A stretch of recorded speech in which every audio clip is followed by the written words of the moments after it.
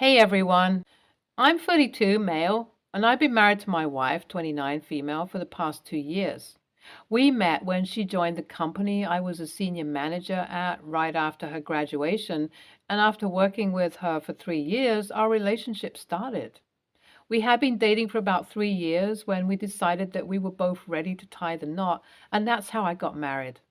The reason I'm telling you all this is so that you understand my wife and I had known each other for a while before we started dating. We took our time to start dating, and similarly, we took our time before we got married. She knows me. She knows me better than anyone in this world, which is why the betrayal hurt me so much. But before I tell you about the betrayal, let me quickly introduce another key character who played a big enough role in my so-called villain arc, my wife's best friend, Sophia, 29, female.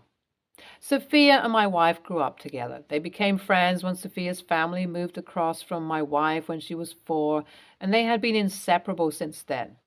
My wife told me that as Sophia's parents were both very careless and honestly very neglectful, oftentimes Sophia would stay over at my wife's place, which only helped bring the girls together.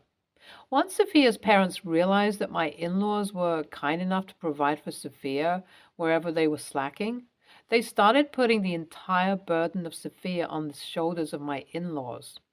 It was a little crazy hearing their childhood story, honestly, because I have nothing nice to say about Sophia's family from what I have heard about them. Her mother was mentally unstable, and her father was busy sleeping with half the town. When he was not doing that, he would come home and try to hit Sophia. My in-laws had to be the ones to call CPS on her parents when they found Sophia out on the porch one night in the midst of a snowstorm. Her father was out for business, and her mother was in a drugged-out slumber. Calling the CPS got Sophia removed from their house, and my in-laws volunteered to take care of her until they found a proper place to rehome her to. I think my wife and Sophia were about 10 when this happened. Eventually, Sophia was put into foster care, and while she moved away a few blocks from where she previously lived, she was still in touch with my wife, which led to their friendship growing stronger over the years. When I first met Sophia, it was after I had dated my wife for about 5 months. She introduced me to Sophia and left me alone with her for a minute to go to the ladies' room. At that moment, Sophia threatened to murder me if I ever hurt my wife. Now, I have a sister. I know that girls do that whole hurt my bestie, get killed, castrated, murdered threat, but I thought that was what teenagers did. Hearing a 24-year-old say that was a bit strange, and I won't lie. That did set off a few alarms in my head, but I tried to not let that bother me.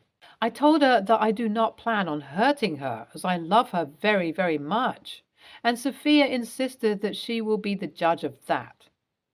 The shift in her personality was a bit bizarre to watch when my wife came back. I later mentioned it to my wife, and she told me that Sophia is one of those quirky, out there girls, and I should not worry about her words at all because she was not being serious. Since then, whenever I could, I have tried my best to avoid Sophia, but until she got into a relationship, it was difficult. She would call in ungodly hours and sometimes would try to compete with me on who knows my wife the best. It was such grade school behavior that sometimes I wondered if Sophia was really as old as my wife was. But I suppose opposites do attract, and that is why they were the way they were. When Sophia got into a relationship, it was almost like a bomb went off. She just disappeared from our life. Not that it bothered me, but that affected my wife a lot. Sophia did not bother leaving a message. She was there one day and then sent a message like, "I'm dating XYZ now. Okay, bye," and stopped replying to my wife's messages. It was around 7 months before we got married. You can imagine how broken up my wife was about this whole thing. She wanted Sophia to attend her wedding, be a part of her wedding and everything, while Sophia would refuse to contact my wife. She would leave her on read, and it was just not a good time. I had no words to console my emotionally distraught wife, so I reached out to the boyfriend as Sophia had me blocked. The guy was very surprised when I told him about the situation because apparently Sophia had not mentioned my wife at all. That was another red flag, honestly, but I tried to not let that bother me. I gave him the time and venue of the wedding because if my wife can't have her best friend as her maid of honor, she would be happy to see her BFF in the crowd. Sophia did show up there with her boyfriend, and she was not the happiest about it. She refused to admit that she had been ignoring my wife's messages for the past 7 months and claimed my wife did this whole thing where her BFF was not the MOH just to spite her. Very strange, I know. My wife was very upset about the whole situation because she was not expecting such words from Sophia. But when Sophia went no contact again and we started our married life together, she started moving on from the hurt. Until 3 months ago, Sophia was in no contact with us. But she got back in touch when her husband cheated on her. Did my wife know that she got married? No. Did Sophia bother explaining? Also no. It was strange, bizarre even, how Sophia took my wife for granted, and my wife, being the kind person she is, was there for her. She would show up at our house at ungodly hours, drunk off of her mind because she was bar hopping to cope with her pain, and it happened so frequently that my wife begged me to let Sophia stay with us. I was not the most comfortable with the idea, but seeing how happy my wife was now that Sophia was talking to her, I said okay. Sophia started living with us 2 months ago. This was also the time of year when the financial year ends, and as my work deals with a lot of finances and corporate stuff, I was extremely busy those 2 months. I had to put in a lot of extra hours and go for some extra shifts just to make sure that everything was good to go. I did not have the opportunity to spend time with my wife the way I usually did. I could not take her out on a date every other Friday like I usually did, and I would come home and fall asleep, and even on weekends. I would be either working or napping because of too much work. I know that I have been emotionally distant, but since this happened every year and since we both work in the same company, I assume my wife would be understanding. But that was not the case. A few nights ago, I came home to my wife completely in hysterics. She looked like she was going to faint any moment. When I tried to talk to her or touch her, she kept pulling away from me and refused to communicate with me. When I asked her what was wrong, she told me that she is a bad wife. I was shocked. I had no idea where this was coming from. I asked her if anyone had said that to her or if something had happened that caused her to feel that way, and that was when she brought me to my home office. It was unrecognizable. I'm a very organized person. I label and color coordinate everything because I find it easier, and my office was none of that. It looked like a tornado had gone through it. I asked her what happened, and she told me that for the past 1.5 months, I had been busy working my ass off for the sake of both of us. Sophia told her that I was cheating on her. Sophia fueled my wife's anxiety and discomfort with me working with newer interns because that's how I met my wife, so what's stopping me from meeting my mistress like that? And so Sophia insisted that they will find proof in my office. So my wife and Sophia went through everything together, and now that they could not find any proof, my wife realized how dumb this entire situation was and had kicked out Sophia from the house. She felt incredibly remorseful and she kept apologizing to me. I felt so betrayed, and honestly, at the moment, I was not thinking straight at all. I knew that my wife was extremely kind-hearted whenever Sophia was in the picture, but this was simply not done. I asked my wife to stay at the house alone tonight and at least do her best to clean up the mess she created while I stayed over at a hotel because I needed some space. My wife begrudgingly agreed. When I was at the hotel and all alone, I remembered something. One day, while a bit drunk, Sophia mentioned how her license is no longer valid due to her drinking and driving, and I did not see her car in the driveway when I left the house. So I called the police and told her. They caught her behind the wheel while driving under the influence, and it is not looking good for her. I have been home since then, and my wife is pretty distressed over this situation. I feel like a villain, and I don't know if it's a good thing or bad thing, honestly, so here I am. Update 1. Hey everyone, thank you for telling me your honest opinions. I appreciate it very much. Sophia can't weasel her way out of this situation as she has 3 DUI, and this one was her 4th one, along with a few unpaid tickets. So she's looking at a good chunk of money. She asked my wife for the money, and I told my wife that if she gave her that money, I would be very upset and our relationship would end there because, in my eyes, Sophia was the one who tried to ruin our relationship, and my wife should not be helping her. My wife listened to me and did not give her the money, which earned her a block from Sophia. I can't say I'm too upset about it. Sophia dared to call my in-laws and give them a horrible retelling of the situation. Except she got one thing right. I was the one who told on her. In her story, I brainwashed my wife into abandoning her after I complained about her to the police and that it is not acceptable, and that my wife's parents, my in-laws, should be held responsible.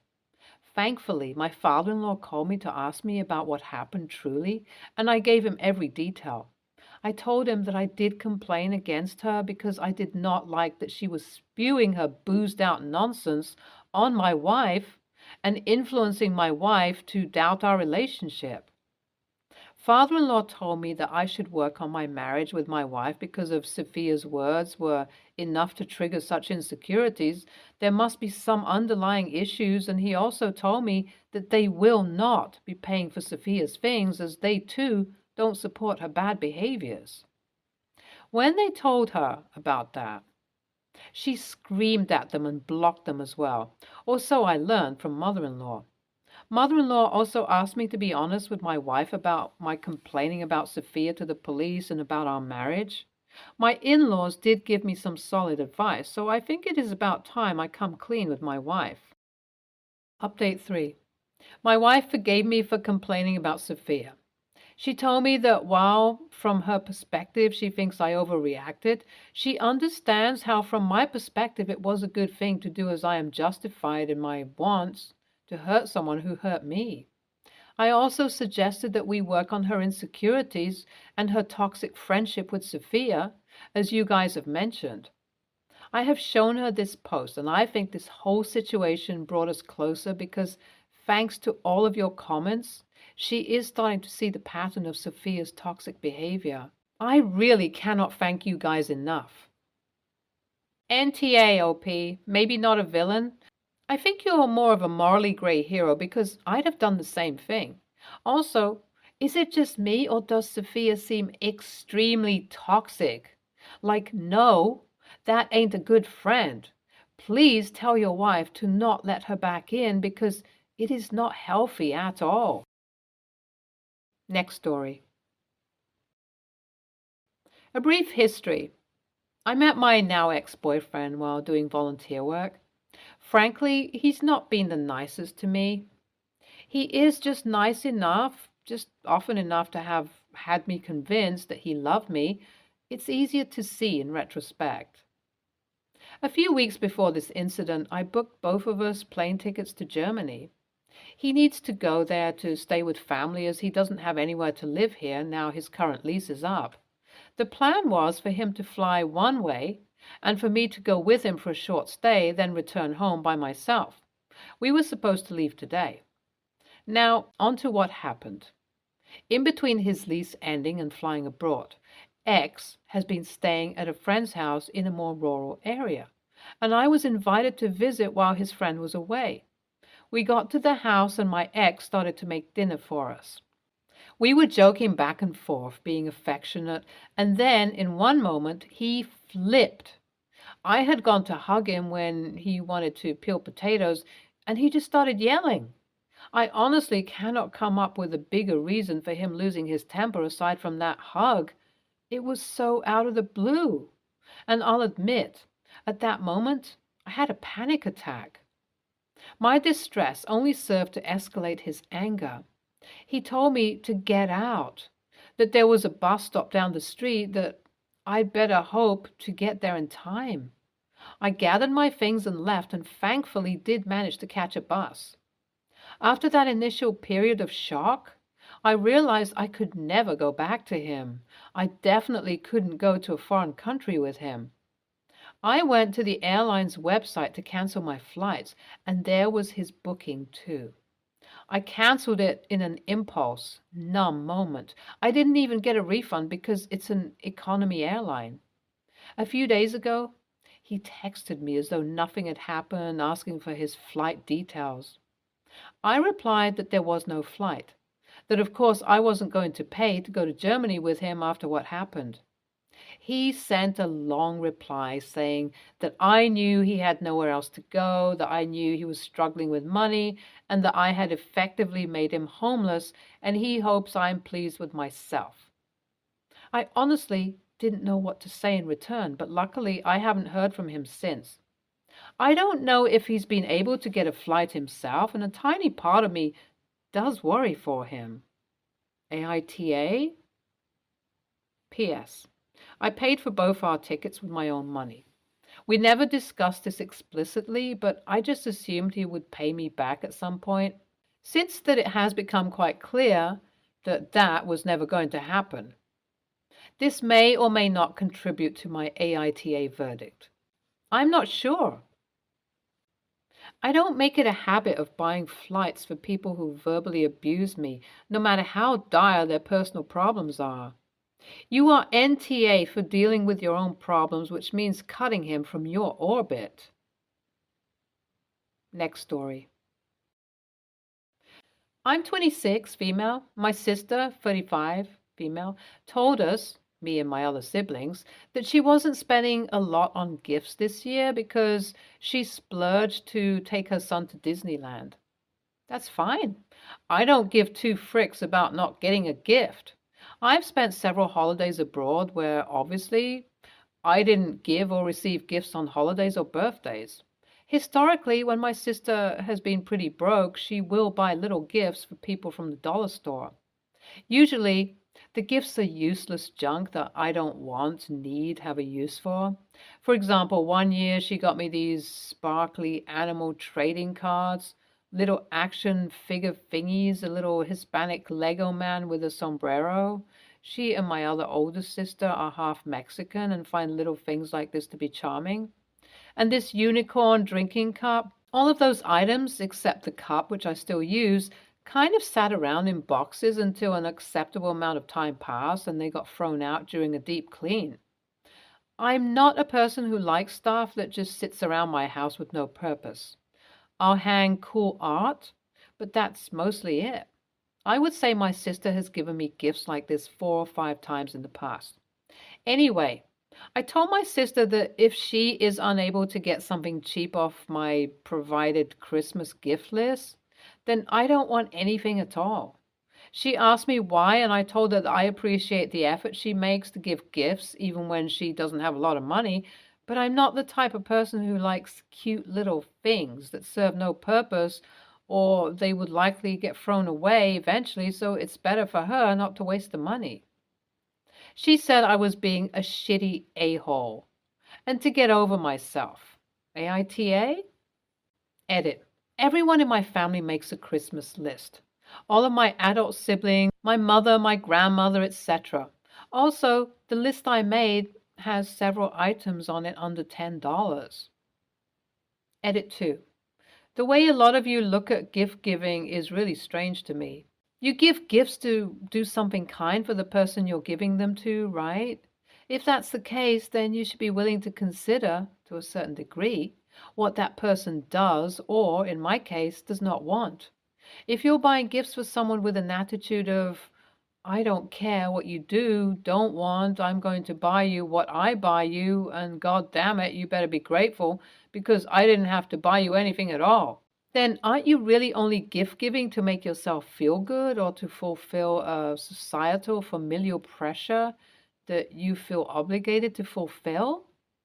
There are a million different scenarios in which someone does something to be kind or helpful. But the reality is, what they're doing is making your life more difficult or inconvenient. One should be able to communicate the idea of, hey, I can see you're doing this with the intention of being kind or helpful. Thank you, I appreciate that. However, it's actually making my life more inconvenient for X reason. So could you please stop? NTA. You're helping her not waste her money, which you know is tight anyway.